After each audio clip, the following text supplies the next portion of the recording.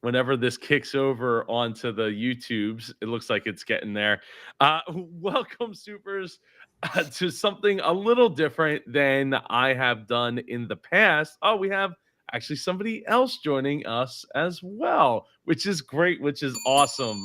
Because I was actually afraid I was going to be the only one that showed up. As well as being worried that we were going to have upwards of 9 people show up. So there still might be a few other past Shark Tank entrepreneurs that show up for this new series called Tank Talk, which Beth and I were going back and forth about the name. I was vibing off with some other people as well. I think the name works. I don't know. We'll see. We'll see, right? Because I have Tank Tales, where we do the interviews, but this is something a little bit different, where the intention is to have past Shark Tank entrepreneurs come every other Thursday, join us here for what we're calling Tank Talk at the moment, and to talk about how, updates and where the business is. Get like a Q&A with the viewers here in the super community, as well as like educate each other and learn, and hopefully do some masterminding and like problem solving here on the fly. Is kind of an open door, peeking behind the curtain kind of way. So today I'm not gonna go out and introduce. So Beth, if you could introduce yourself, that would be wonderful. Okay, I'm Beth Fynbo. I am an inventor. I've officially accepted that term of a baby product. I was on the show in March of 2021 with my Busy Baby mat, the first ever placemat that stops babies from dropping and throwing their toys. And I am in Minnesota. Again, 1 year since I aired. Which is awesome. Chris, please introduce yourself. Hey, and Beth, I could have used your product a long time ago with my kids, but how you doing? Chris Cirri. Beth, I will not call myself an inventor, although I think I must be. I have some patents, but it's just weird saying that. But I agree with you. It's weird to come to terms with that. But I am the founder with my wife of Santa's Enchanted Mailbox. We were just on the most recent Christmas special, season 13. Where I met Joe, and we came on and had a nice interview with him. And yeah, Joe, sorry I was a little bit late. It's not my full-time job, so you are going to see some multitasking. There's no way around it. But I did try to clear out a little time so I can join today and say hello. Thanks for having me.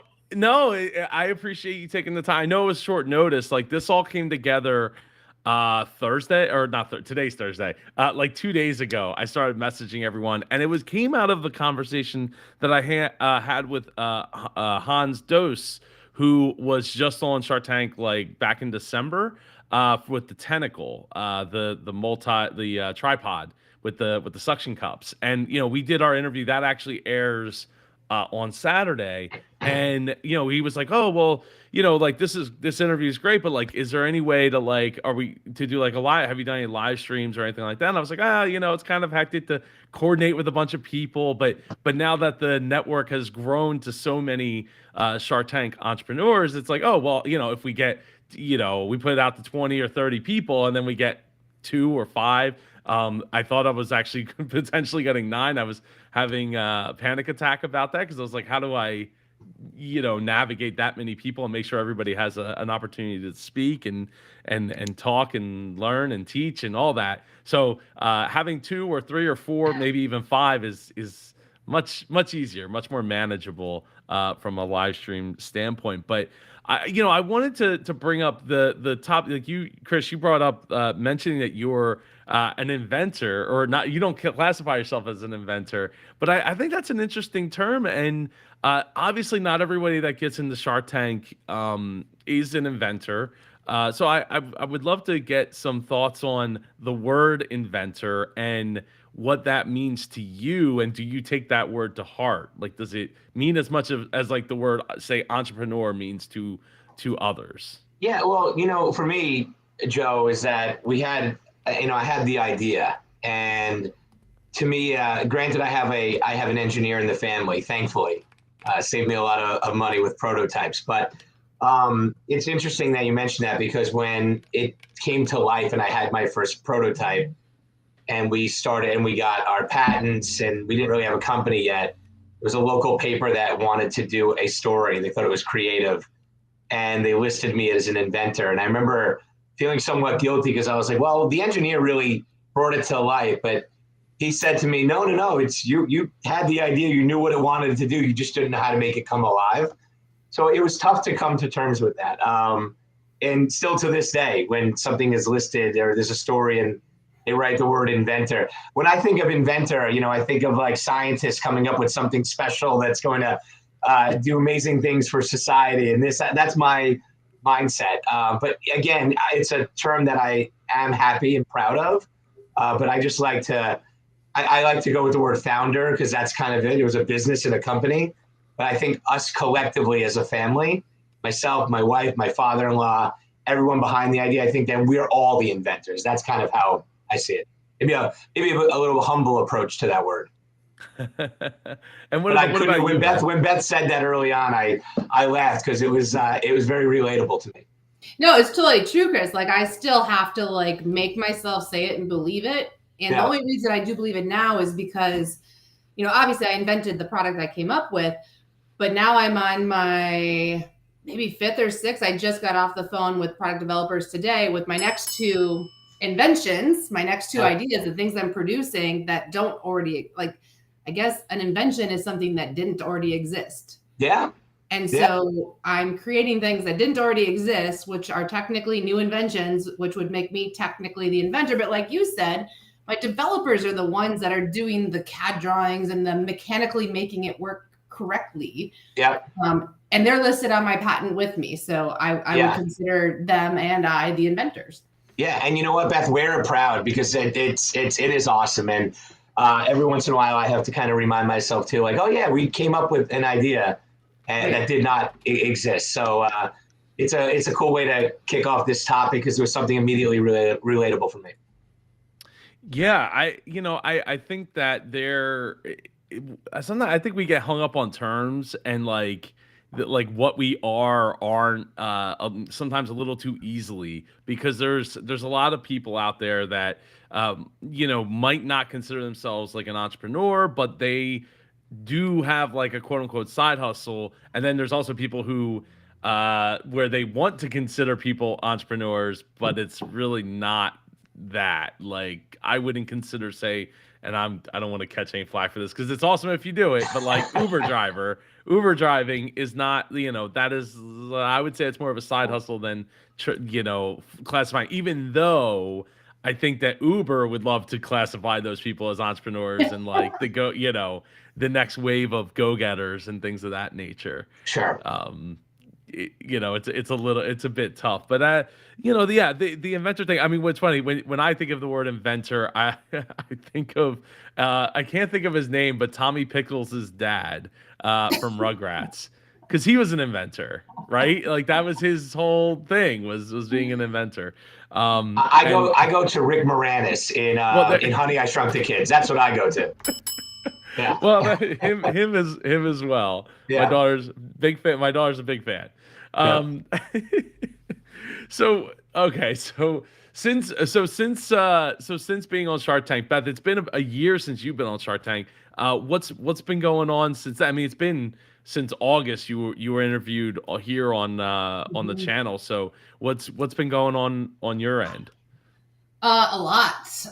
So we came up with, I'm trying to remember what was in August. So obviously we aired last March, huge spike in sales.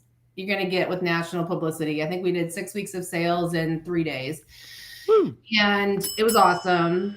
And we had just released a new product, my teething spoon. And I think I was coming out with another product.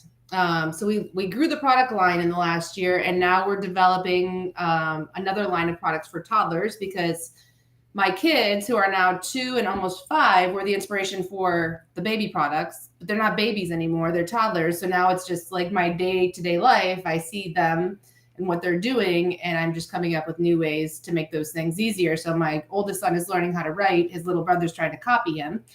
So now we've developed a toddler mat that is going to help kids from 2 to 5 learn how to write. And we've got an app that, shows them how to draw letters, and then like different kinds of crafts you can do with the mat. And we've got therapists on staff that is helping with like legitimately how children learn to write and the best practices and ways to do it. So that's really fun, and it's fun going through the life with my children, solving the problems as we go. My brother quit his job and has joined me in the business, so it's the two of us. Yeah, it's so awesome. And then, like I mentioned, we're developing new products, so it's just keep growing and going. Yeah, no, it certainly is. I was going to ask you answered before I got there how things have been working out with your brother working in the business. That took a while to acclimate to each other. put it nicely. Like we've always been best friends. We've done a lot of things together. We've been in the military together. We've done Tough Mudders and stuff like that together. So we thought it was just going to be a natural progression to easily work together. But then when you get into it, you see the differences. And I've grown up in my life and careers as a more of a solo person, carving my own path, working by myself. He's grown up in big teams. So even in the military, I was by myself. He was part of a big team. When we went to work our kind of like corporate jobs, I was on my own doing my own thing, and he was part of a big team. And so when we came to work together, it was just, we operate differently because he is used to having a team structure, and I'm used to like doing whatever I want when I want to, because all I need to do is get the job done. So it took about a year for us to adjust, and now it's amazing. We know each other so well. I can be in a bad mood. I don't have to be politically correct, and he knows what I mean, and he knows what I need. And there's no politics. There's no niceties. Like, I can just be me. And that's the best part, I think, about working with family, is we can just be ourselves, and there's no hurt feelings, and there's no HR involved. That's the one of the ups and downs. I think it's great if you both are on the same wavelength when it comes to that. That is awesome, though, to hear, because not everybody gets to work with family, and it's a blessing and can also be a curse. Depends on where you're at in the business, where you're at in family, where you're at in, like, I mean, I literally live it, through most of my life. So I know a lot about that. That is awesome though. Yeah, it wasn't easy. I mean, we had to learn how to communicate better. We had to learn how to have hard conversations that you didn't want to have. But then when you learn how to do that and have those hard conversations, and it feels better afterwards, and you get better at it. And it took a year to kind of iron those things out, but it was worth it. Yeah. And now jumping from one family to Chris. So in your, how's things been working between you, your wife, and you said your father-in-law? Yeah, well, it's interestingly, this is actually a perfect fit to be on this this call today, because my product and my business was inspired by my own children. So we created that, and our follow-up products are continuing to evolve based off of our children's likes and the magical things that we see them experiencing. We're finding what's going to be enjoyable for them and feeding off that. I recently brought in my brother into my company, mainly, and if he was on right now, he'd laugh at this, but mainly for financial reasons. Kind of a silent partner, but pretty deep pockets, and he knows that's exactly why we wanted him in here. But listen, with us, it's none of this is full time. I have the luxury of been working from home for almost 15 years, managing sales teams in the credit card industry. So, like, for instance, right now I have my Santa's Enchanted Mailbox computer here and my 2 monitors on this side for my main job. Luckily, too, my business is seasonal. So I was able to really tell my current employer, hey, I might be on Shark Tank. I don't know. We've applied. Just wanted to give you a heads up. Then, hey, we went out and filmed. Not sure if we're going to be on, but at the same time, just kind of being able to manage their expectations. So my point of this all being is that although my family's all involved, my wife, my stepfather-in-law, my brother-in-law, my own brother, we don't really have to work together. The product at this point, with Shark Tank, with TikTok, we have a very small warehouse doing its thing. at this point, we literally sit here for 25 days out of the year, see what the product does, send it over to the warehouse every order. Shark Tank did phenomenal with us, for us. And then since then, people are still visiting our website at record numbers after. So we had a post-holiday Christmas sale, a post-holiday sale, clearance sale. As a result of Shark Tank, and I'm sure you probably realize this, you start getting random emails and calls from all types of people. 90% of who you do not want to be in business with. And then you have to figure out who the right ones are. And as a result of Shark Tank, we are now currently negotiating our product with many different retail outlets and Hallmark and this. And there's just a lot of folks that want to sell the item next year. So all great things. So maybe one day I will be on that side of what you're on right now, having to work in an actual environment with my family. Joe, are you frozen right now by any chance? Yeah. So can you hear me at least? We can hear you perfectly. I just thought I said I'm either really boring you or you're frozen right now. Comcast is Comcastic, and they it's going to happen, or actually almost 2 weeks now, for them to recognize that there's a problem in our neighborhood. Yeah. So there's like a problem where it's like skipping. Yeah. So it is. It's impacted, and he's probably gone. All right. So are we hosting this now? Where are you based out of? I'm in Minnesota, and I'm out in the middle of nowhere, in the middle of the country, and it's super cold out, but my internet's working. So yeah. I'm in Connecticut, and I too have Comcast, but apparently we're in better shape. I don't even know where Joe's based at. I forgot. I don't know either. But yeah, internet's working here. Yeah. So how do you go about dealing with your emails? Like, we get the same thing. We're still getting the same thing. Tons of people. I saw you on Shark Tank. I thought I'd reach out. I can help you grow your business. Yeah. And there's Joe's. You see Joe writing in the corner to one of his viewers right now. It's interesting. We've gone as far as getting even some creepy letters to our house, commenting on my wife's outfit and just very random things. I think for the most part, what we did was we just made sure that anything public regarding us was as private as we can make it. Yeah. And then as far as the business emails that come through, I immediately go to LinkedIn and try to research who the person is, check their credibility. And then if some people check out, there he is. Welcome back, Joe. We've been hosting your show. No, it's all good. I was watching on YouTube. I have YouTube pulled up on a different thing. The Comcast thing. Supposedly they're coming out tomorrow morning at 1 a.m. To fix not my house, but in the neighborhood, to fix the problem between 1 a.m. and 6 a.m. I hope they do, because it's like every hour or so, the internet just like skips like a rock over water, and it just basically destroys anything like this. So, but apparently other people are finally right now. Yeah, because the internet's fine now. But they try to do this. Well, did you turn it on and off? And I'm like, look, I am an IT professional. I've been around this stuff for getting closer and closer to 30 years. I know what's going on. It's not me. It's you guys, and you gotta fix it. You gotta fix it, please. So hopefully tomorrow morning they will be out and fixing the problem, God willing. So sorry. I'm based in Jersey, outside of Philadelphia. So that's where I'm at. So this is like literally just a problem with my neighborhood. They know it's a problem in my neighborhood. They just were trying to put off doing anything about it, apparently, until they got enough phone calls from other people to say, hey, like this is not okay. Well, how perfect for it to happen during your first live. There you go.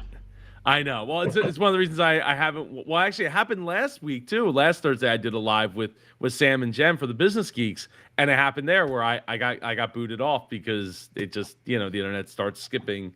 It happens, right? Yeah, it does. It does happen. Yeah. But it's good to see Otto in there, as well as social comments display here. Click on. Why is it not showing the comment? That's weird. Great. Awesome. Wonderful. I love it. I see the comments on my screen. I see the comments as well. I see nothing. There we go. Now they're going to pop up. Oh, there we go. So Joby's here as well. What's going on? So yeah, so what you guys were on you guys were about to talk about something that I was listening to, but then I completely derailed it. Yeah, so we were kind of just going over how we handle the influx of, I guess, attention that your company gets. And I was mentioning to Beth that one of the tools I was using was just LinkedIn and trying to research people as much as possible. I had a guy that said, listen, I'm ready to put $10 million into this and we're going to make a fortune and this, that. And I immediately said, hey, I'd love to learn more about your company and I'd like to check you out on LinkedIn. I don't see any of your credentials. Oh, LinkedIn's for losers. I'm like, okay. Like immediately, like you have $10 million to invest, but the biggest social networking site among business folks in America, you're not part of, and it's for losers. So, you know what I mean? Again, it's like, I'm not trying to sound all high and mighty, but if we can't check on people's credentials and there's nothing about them, I'm not going to get on a phone call for an hour and waste my time. And, just, it's very hard to trust as many people who come out and try to get in front of us. And Beth, I'm assuming you probably went through something similar. I mean, I just get the influx of people who send the emails about how they're going to help me grow my business and how I should click on their Calendly link and schedule time with them, as if like I need help growing my business and have time for them. Yeah. Actually, I have a good one for you. So we're trying to tackle other holidays, and we've been working on prototypes, ways to enhance this one. And the way we talk about it with our children is, hey, you're never going to believe this. The Tooth Fairy just reached out to us, and we have this amazing thing we're working on. And ironically enough, people are reaching out to us saying, hey, I have a great way to enhance your business. This is how you should do it. And if I find out you did this, I brought the idea to you first, and I'm going to sue you. That's their introduction to me. Like we're getting emails like that. So it's very, well, I guess once you put yourself out there, you have to expect it. But nonetheless, I thought that was a fun story to share. Go ahead, Beth. You were gonna say something? Yeah, so to put a positive spin on that, if anybody's watching that does want to work with small businesses or businesses that have been on Shark Tank, is a better approach, which I've gotten a couple times and ended up working with those people who have been amazing, is to say, here's who I am, here's what I do, and I notice here's 3 simple things you could do right now to increase your conversion or to do whatever it is that they do, and actually provide value in advance and show that they've actually, for example, my social media guy, he's amazing. I mentioned him when I was even on the show. He was responsible for 800% growth in 2020 for my company. The way he introduced himself to me was a cold email, which normally I delete. His had a video attached, and he said, my name is Sergio. I saw your website. I think your product's amazing. I've attached a video of a few things that I think you could do to help improve your conversion. I also do Facebook ads. If you ever want a person to help you with Facebook ads, please reach out. And so I click on his video, and it's him scrolling my website, giving me practical tips to improve my website, things I could do myself on the back end without any coding experience. And I thought, my God, this guy actually looked at my company, saw value, provided value. Of course, I'm going to call him and work with him versus, the other guy who's like, I can help you grow your business. Like, do you even know what my business is? Sergio clearly did. He gave me evidence that he was on my website and already provided value before even talking to me. Yeah, I agree, Beth. A warm introduction that shares a little bit about themselves, as opposed to, I'm also not a fan of, we also get a ton of emails of what you did wrong, what you should have said different on the show. And you wish you could write back to everyone and remind them that, hey, you know what, we pitched for almost an hour, okay? Like they took 8 minutes of it. But those are like, that's not a great way to, if you have a great idea for my company, to tell me everything we've done wrong. Like, all right, sorry. And Joe, by the way, I follow you a lot, and I love your post on social media about when someone tells you, hey, Joe, this is everything wrong about your video, but yet they seem to be watching you every single week. So I enjoy that. Get your big fat head out of the way, Joe. Let us watch the show. Well, I actually have a story for that. So we actually got our first copyright strike here on the channel. which is a big deal because I usually get copyright claims, which are very different from What's the strikes. difference? So claim is the company that owns the copyrights to the material wants to claim the money that is being collected from watching the material. The strike is the video is removed, and if you get 3 of those, you're out. Like you literally like your whole account is gone, like your whole Gmail, everything. Which so it was actually specifically for the Undercover Billionaire series, which I thought was weird because like I have videos there that have like 20,000 views, 15,000 views, which is not like insane, it's not 15 million views or anything like that. But and then you get to episode 10 that just launched like on Friday, and all of a sudden that's the one that gets striked. And I'm like, that had 300 views. So like, so like in my mind, what I think happened is that show is it's on the Discovery Network, Discovery Plus specifically. So that is something that they're trying to get people to go and like pay for. And now we were getting a little too close to the sun of like the end of the series and the reason to maybe pay for Discovery Plus and like go watch the series. And so I was like, okay, cool. Like, no problem. It's all good. And then I just privated all the videos from that series. No big deal. So we'll see. We'll see if anything. Like I'm actually debating if I'm going to reach out to them because there's an email address, but I'm like, it's not really worth poking the bear. That series really didn't do that much for me in terms of views or growth of the channel. I mean, there's some people that came in because of that series, but when you're talking about 2 videos that basically did 30,000, 35,000 views total versus the channel, I mean, it's almost 2 million views total. It's like, not really worth like poking the bear on, I don't think. No. So it's like, whatever. But yeah, getting those comments and things. I mean, I think it's fun to be able to show people how to respond to them and. Thanks, Cirri. I can thank Cirri when she's interrupting. That happens to me with my last name every day. Oh, I bet. Oh, yeah, that's a fair. Fair Joe, I don't know if you see, they're not popping up, but there were some people asking questions. Yes, there are. I'll lean on Beth for the first one. I don't see any of them, so I don't know what they're. Oh, did you? Well, not that. Someone just asked about how we calculate the valuations of our company. I'd love to. Okay, we can tackle that one. So so go. Beth, you wanna start with that one? I can. I don't have a effing clue. Can we swear on this channel? I'd rather you not. We do have younger audiences that watch this channel as well because we inspire all here. So I'd prefer you not to. As with everything in this business, because I came from the military, I came from a corporate job. I have zero experience doing anything that I'm doing right now. I don't have a clue what I'm doing, and I figure it out and I lean on other people. So I leaned on some people that have financial backgrounds, and they looked at sales because there's different valuations. And Joe, you could probably speak to this better, is the valuation you give to the sharks when you're trying to pitch them versus the actual valuation of your company when you talk about multipliers and you talk to, it varies greatly. So what I actually came up with to pitch to the sharks was the amount of money I thought that I needed or wanted to accomplish the goals I wanted to accomplish, and also the percentage I was willing to give up, knowing that that was going to change.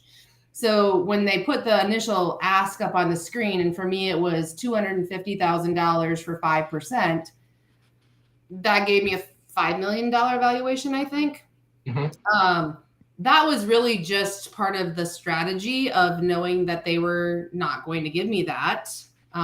But if I started at 15, then the next thing they would offer me would be 25 instead of 20. So really for the show, it was strategy. In real life, like right now, we're taking offers and thinking about exiting. The real life valuation is calculated much differently, and it's calculated differently depending on who the potential buyer is. So it's actually a very complex question. Yeah, and I think that it was actually really well said, because to me, it was all about strategy. I looked at this as it was a television show. It's, in my eyes, it's a game show. I'm trying to win. And if you base it off of what our sales were in our first 3 years under a licensing agreement, I actually under-evaluated the company.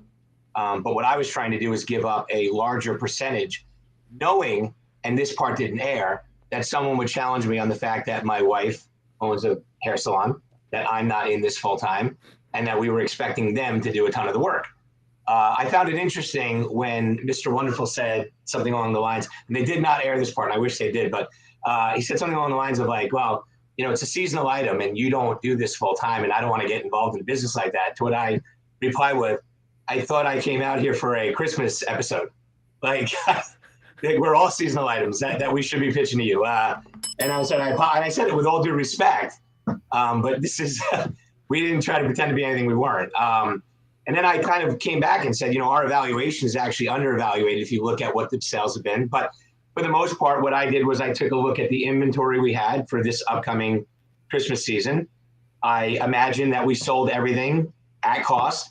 And then I thought we, as a result of possibly getting a deal, if we were, and that was going to air, at the minimum, I thought we could at least triple or quadruple what the sales would do the following year from that exposure. And I evaluated it based off that, and I gave them a high percentage. So that's how I came up with mine.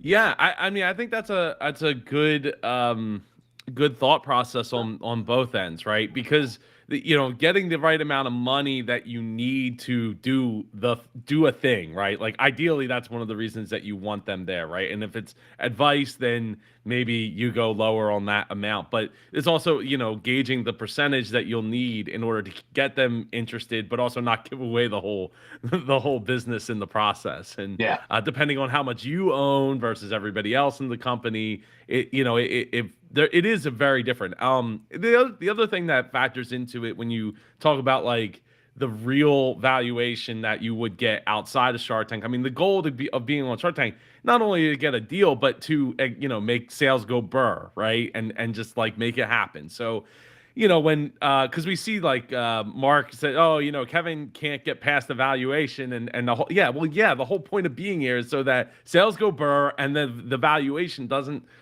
at that moment, say 6 months before you ever aired, doesn't matter at that point, right? Especially if the deal isn't really finally inked for another 3-6 months or more later. So yeah, I think that there's a lot to be said for trying to gauge like what can I get as far as money. That's why when we see these sky high valuations, unless and also to me it comes back to what kind of repeat customers you have. So like if you have a food product, like, and people are, we have a 40 to 60% of people are rebuying the food on a weekly to monthly basis, then that's awesome. You have a built-in, money's a money-making machine, effectively, cash cow, right? Yeah. Or a cash cow in the making, I should say. That is so much more valuable than, they buy this once and that's it. There is no filter to buy. There is no like recurring revenue model built in. And that makes it a lot harder for somebody to say, well, I got to go and sell, 100 of these $10 items to make, or hundreds and thousands of these $10 items to make any kind of real money here. Yeah. Here's a question from FSY. How do you do the prototype of the product, and how do you find the right manufacturer? Okay. You want that one first? I'll take it. Mind. Ladies first. Go ahead. My very first prototype, I bought things off of Amazon and cut and glued them together. So for me, it's a placemat with suction cups that you can tie stuff to. So I bought placemats and I bought suction cups and I bought things you could use to tie toys to. And I found a special glue that you can glue rubber to rubber. And I sat at my table and I cut and pieced it together. And then that's about as far as my capabilities went. So I actually found product developers, and that's what you need if an engineer of sorts. I don't know any people like that. And where I found mine was at Toy Fair. So you go to an industry event, whatever industry you're in. For me, it's, toys, baby products. I went to Toy Fair New York City and I walked down the aisle of booths that were infant and baby products. And I talked to the different booth owners and realized that a lot of these people were just like me. A lot of them came up with an idea for their product and found their way to market and had a good market fit, and were selling it and growing. And so I told a few of them about me and what I was doing, and they said, what you need is a product developer. Because at the time, I just knew I was stuck. I didn't know what the next step was. You need a product developer. It's like, okay, how do you find a product developer? You Google product developer and pick one. But another booth that I had talked to said, we have great product developers. Give us your card, we'll pass it along. So I got connected to my developers through somebody else who had already worked with them and could vouch for them doing a good job. I still work with those developers now, almost 5 years later. And manufacturing, they have a sister company, or now they're kind of all under one umbrella, where they hand you off when you get through development, they hand you off to the sourcing and manufacturing team, who then works to source where your products can get made, get pricing, get quotes. For me, they go to the factories and make sure they're safe and good working conditions and clean, and do inspections along the way, send me videos and pictures. They do inspections before, like when the product's finished, to make sure it's good quality, and test it to make sure it's not going to break, and all that stuff. So for me, I got really lucky that way. And I think you've got a different story since you. And how exciting is it when the first one gets sent to you to actually see with your own hands, though? Wasn't that a great moment? Oh my gosh, I cried. Yeah, I had to be home to sign for mine. And I was up here working in this office, and my Ring video doorbell ran out of battery, and there was a note on my front door that I missed it. And I was on the phone with FedEx just freaking out, because it was like the moment we've been waiting for, and I had to wait 2 more days to get it. Oh, so no.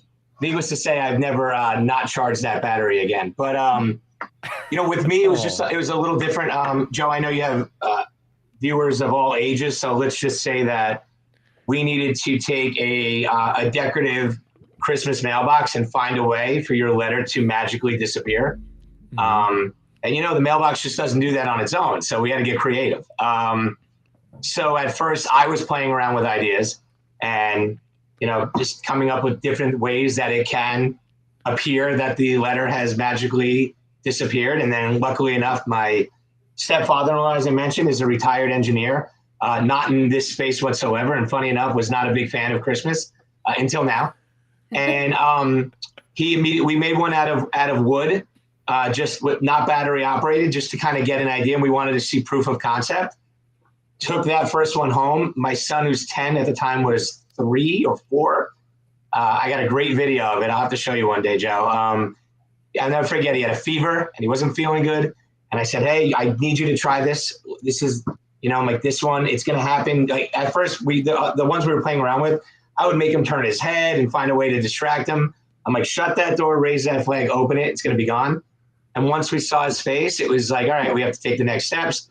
We 3D printed the next one. To move on from that, now you need full-time manufacturing, and we just kind of hustled.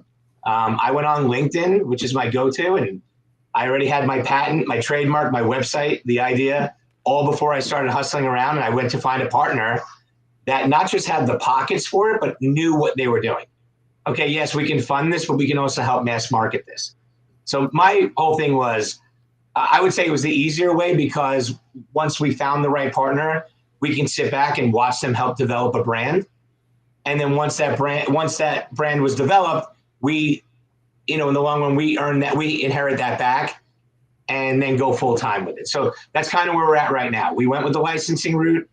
We found a company that knew what they were doing. They mass produced, they mass manufactured. I got to be part of that entire process. We got to watch the videos come through, all the pictures taken from the manufacturer, all the tests, the fails, everything. So that's kind of how we took it on this. One more thing too, having an engineer in the family, that's the part of our business now. We've expanded. So over the last year, we've been having folks bring their ideas to us so we can help them develop and find the least expensive way, because patenting can make you go broke. So having an engineer in the family, we've now helped 3 other entrepreneurs with their ideas. Ding, ding, and, ding, ding. Yeah. There they go. And we've taken, we've said if it ever becomes something, we've just asked for small piece of equity in the business to help them get their product launched. So that's what we've developed since then. No, that is phenomenal. I did not know that, and that is great to know. I guess my question and I have a couple of ideas, but I personally haven't walked through that process. I haven't walked that path of creating a product. What steps do you take to protect yourself when you have that idea and you're like, well, who do I trust this idea with that isn't going to run off and like go make it themselves? Legitimate patent attorneys, not, and I'm sorry if anyone's done this, and Beth, I don't know if you have, but I say stay away from the invent help companies and the ones that, because they will tell you that your idea is the most unique, no one has it, and that's it. You have to find a reputable law firm. Doesn't matter how expensive they are, because you do pay money to find out that it doesn't exist. So please stay away from those websites that say they're going to bring your invention to life. That's my advice. Yeah, I have to double down on that one. And I'm so fortunate that at that toy fair I had gone to when I was very first starting, the first woman I talked to who had a baby product, she invented it because of need, just like I had. And I asked her what was her biggest lesson learned in her process, because at the time I met her, she was on her third product. And she said, go to professional product development and skip any kind of will help you take your product to market kind of website. And it was just like you said, Chris, like inventhelp.com or whatever. She wasted 2 years and a ton of money and still had to go back to the drawing board with professional product developers and actual patent attorneys. So I got, I probably would have highly considered doing that because it seemed reasonable. And I had talked to a few of those, and I've since talked to other entrepreneurs who have been burned by that exact same spiel. Yeah. And some of them are stuck in licensing deals with these companies who have drawn up their ideas and own the rights to them and trying to license them and get them manufactured, and they're just sitting there stagnant because it just wasn't done well. Yeah. Joe, as far as protecting, I've tried to mentor a lot of people in my last couple of years, and I went through this in the beginning where people said, make sure you get an NDA signed, make sure you do this and that, and don't tell anybody any details. And there's a valid point to that in many ways, but now that I've gone through this with multiple products, it is way too time consuming and way too expensive to bring a good product to market. Like, I can do it. I don't have the time or money or energy to steal your idea. If you want me to mentor you, I will mentor you.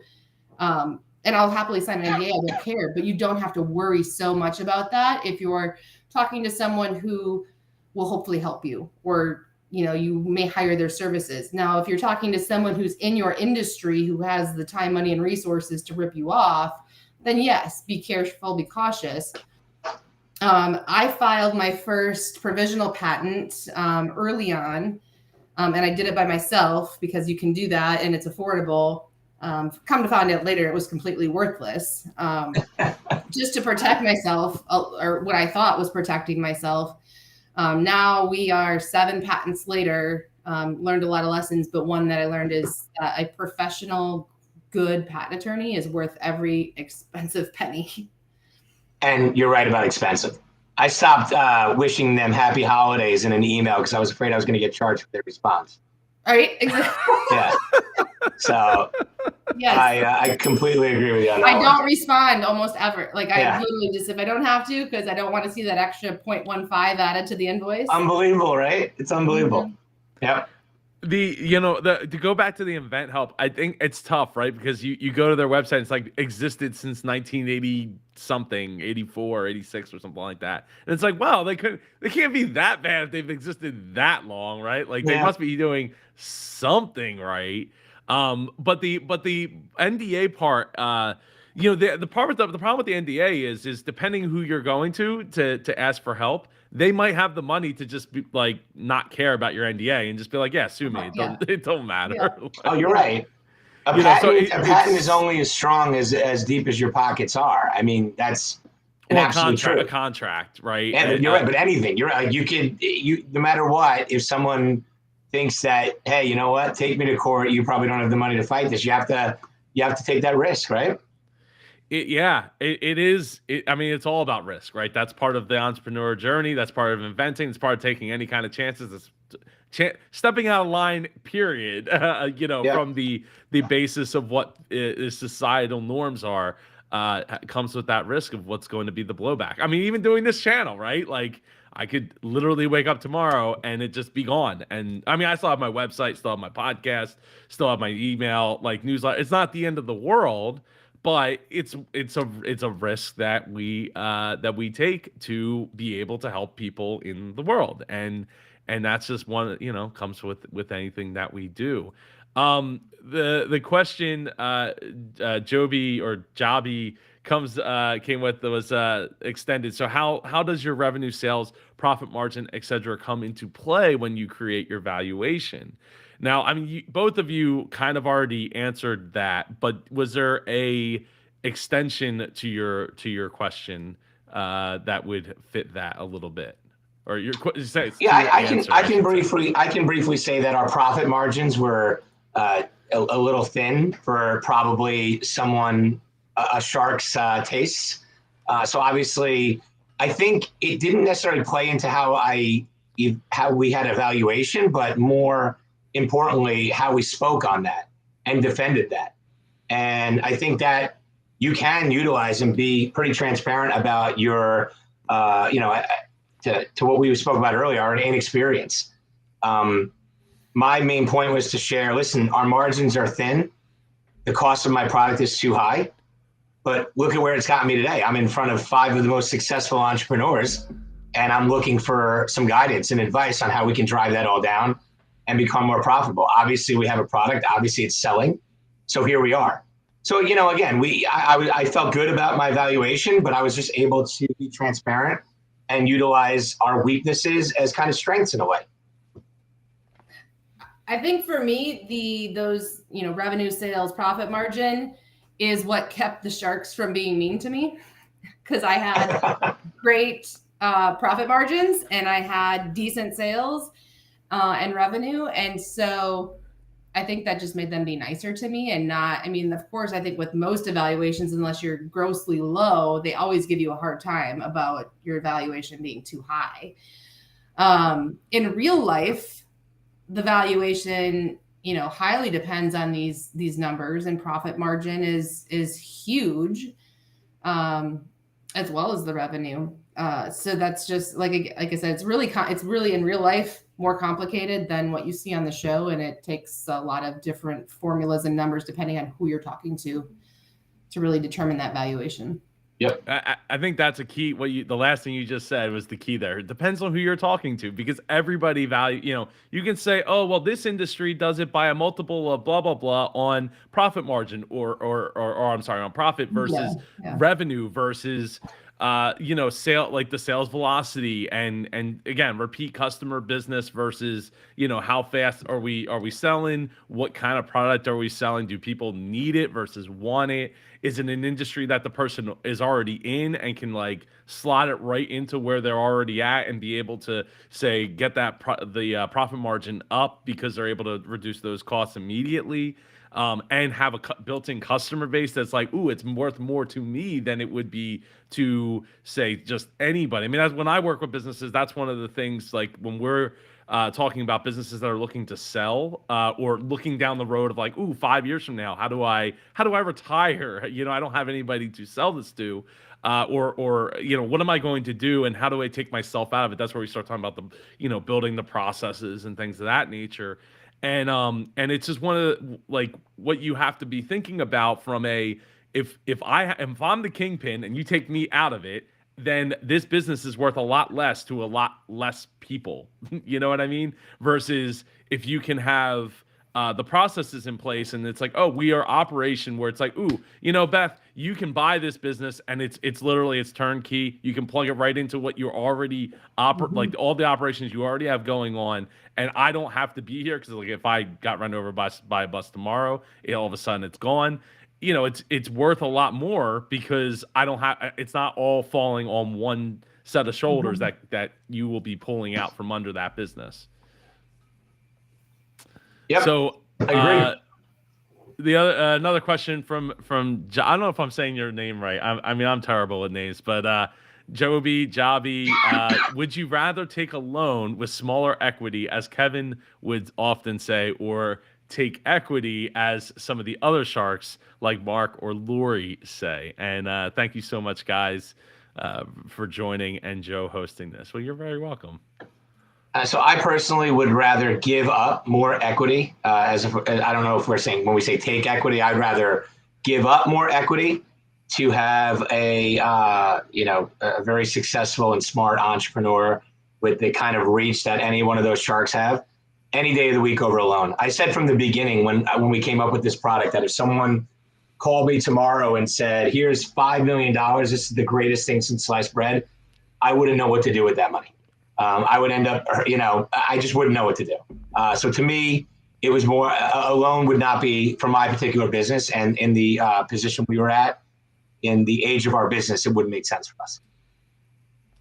I think I'm the opposite.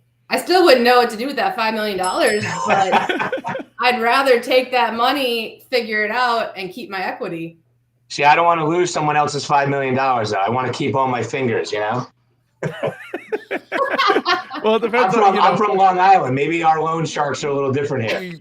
Yes, it's the a little Northeast is a nicer here little in Minnesota. different. Maybe I'm used to it. You're too nice out in Minnesota.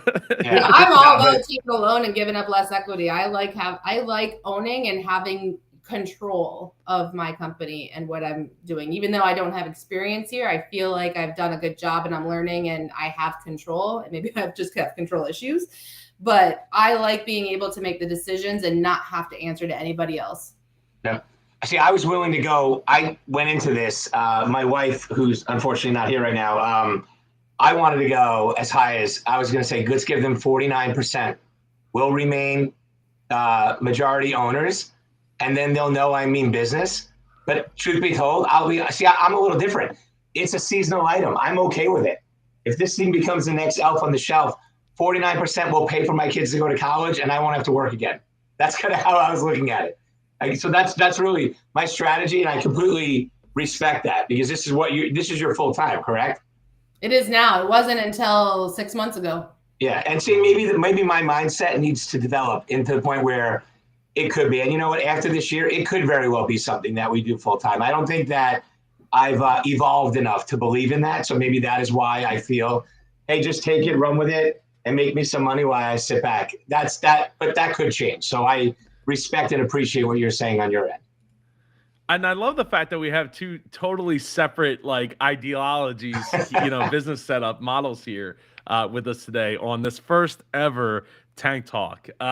So seriously, it's, I wonder though, Chris, I would challenge that if, you haven't gotten the second hit yet, right? You have the first hit, and now you're working with entrepreneurs to help them and inventors to get them set up with their business, their products and all. But once you get to that second hit and you start to maybe formulate more of a not so seasonal company, and by seasonal I really mean the month of December, though, if everybody had their way, October 1st would be Christmas. Yeah. I mean, in retail land, it kind of basically is at this point. It's getting close.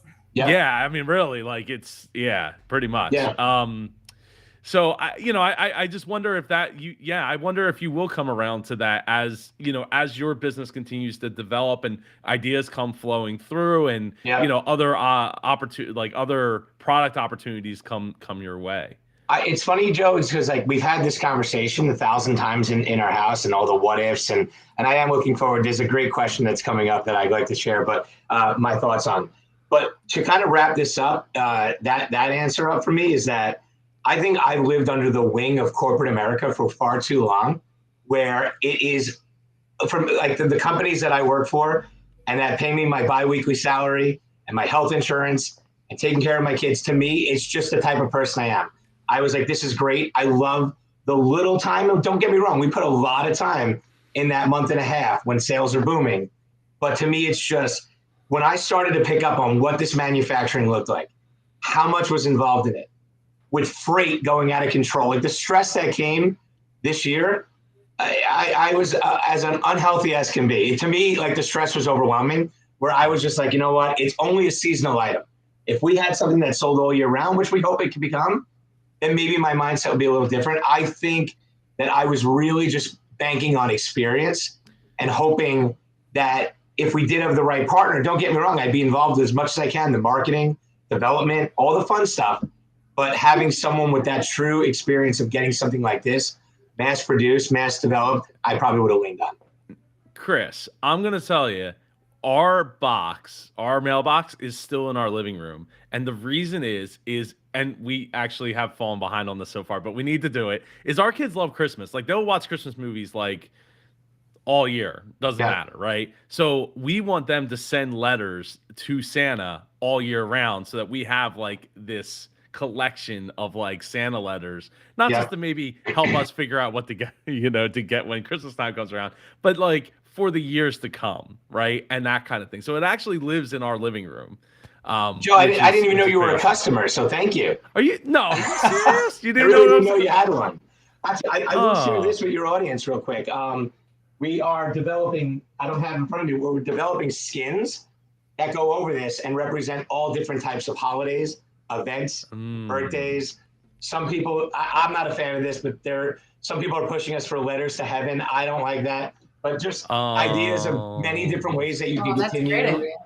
Yeah, but see, to me, it's like, listen, you might eventually find out one day that they're still in here. I can't have that when it comes to heaven. You know what though, Chris, there was a story on CBS Sunday Morning a few weeks back about somebody who put like an old phone on a tree in the woods, and people go to this tree and pick up the receiver and they talk to whoever it is in heaven that they miss or want to communicate with. And it's not real. It's a phone on a tree. But for people's psyche and for people to feel good and feel better and like feel like they're connecting with that person, it's huge. Yeah. I think that's actually it's kind of creepy, like writing a letter, but eventually they'll learn that it's not real, but they might continue the practice anyway. Yeah, that's important. And to Joe's point, we're trying to find ways that it can extend throughout the year. And again, listen, guys, I keep sharing that I want to give up so much so I could do so little.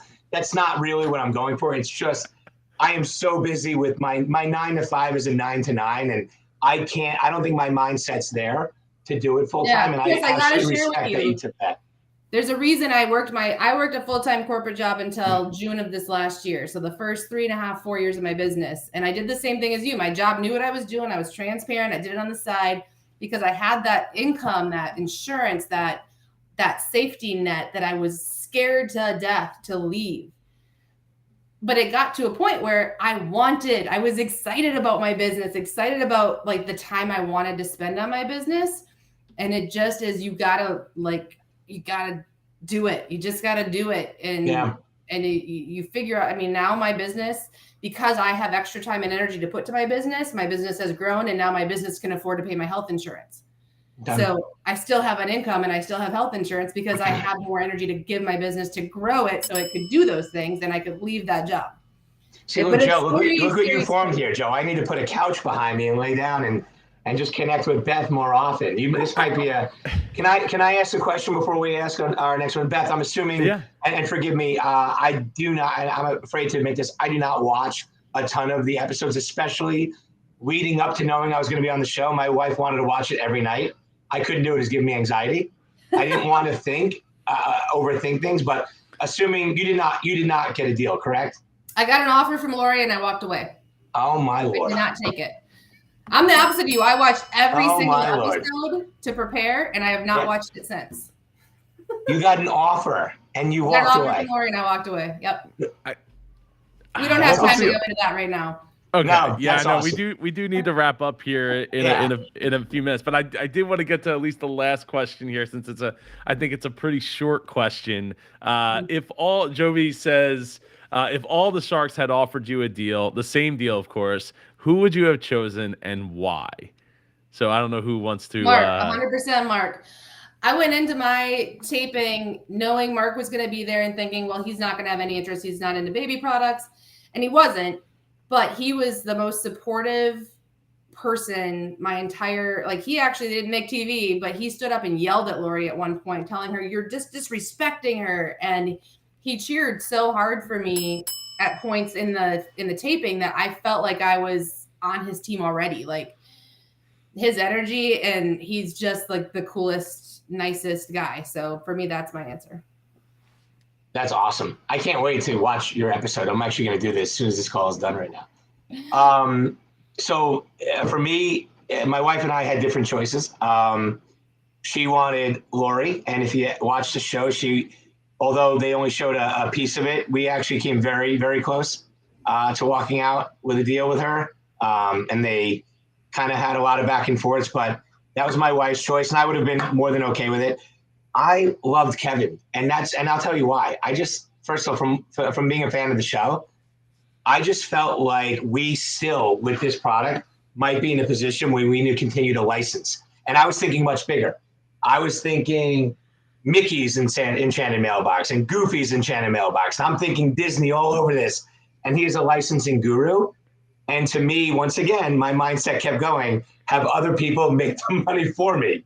And that's where I was kind of leaning towards him. So that's my short answer. I thought he would make a good fit for future licensing opportunities.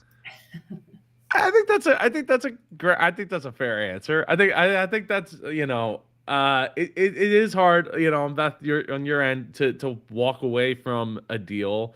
But being able to a year later, standing on your own 2 feet and not being in your corporate job and doing, everything that you want, that's inside of you and enabling that, right? And Chris, there's nothing wrong with wanting to get the mailbox money, no pun intended. Yeah, I mean, it's a check in the magical mailbox. I mean, look, there really is nothing wrong with that. I think that the way that you set up the business and the steps that you took out of the gate with getting the licensing deal, it speaks to that, right? And to like, hey, I'm not going to necessarily just give up everything that I have and I've worked for to establish my position where I am for something that, maybe it's a magical home run, maybe it's not, maybe it's a triple or something, and I don't know until I get there, but I'm not willing to bet the whole life that we've created on that. Just and the good news is, based off of everything Beth has shared with me today, which, by the way, Beth, I just friend requested you, just so you know.